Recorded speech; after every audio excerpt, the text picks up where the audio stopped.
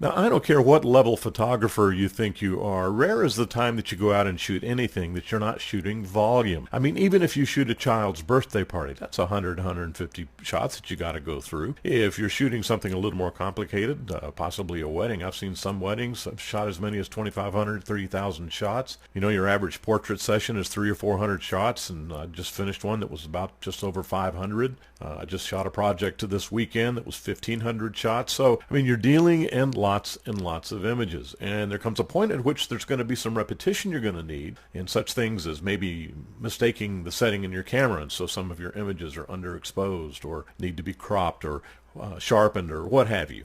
Whatever the case may be, you're going to deal in a lot of repetition. Actions, I'm telling you right now, actions you need to learn because they are the lifeblood of your ability to get in and out of a project in a reasonable amount of time. I use actions every single project. Every project I have actions. And take a look over here and I'll show you what I mean. Now, these are the names of some of the actions that I've used that go back. I know I shot this Fresno County Office of Education action. I did that 5 years ago.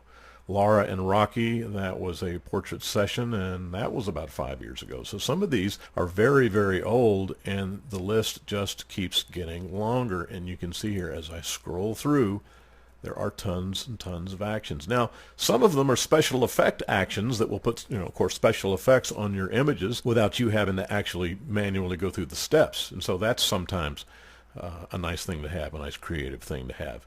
But actions, you got to learn actions if you're going to be proficient in Photoshop at all. And if you're going to want to do anything other than process images for the rest of your career, you got to learn actions, that's for sure. And I'm going to show you how to build an action, how to use actions in your workflow, and also try to establish for you the value of using actions in Photoshop CS6.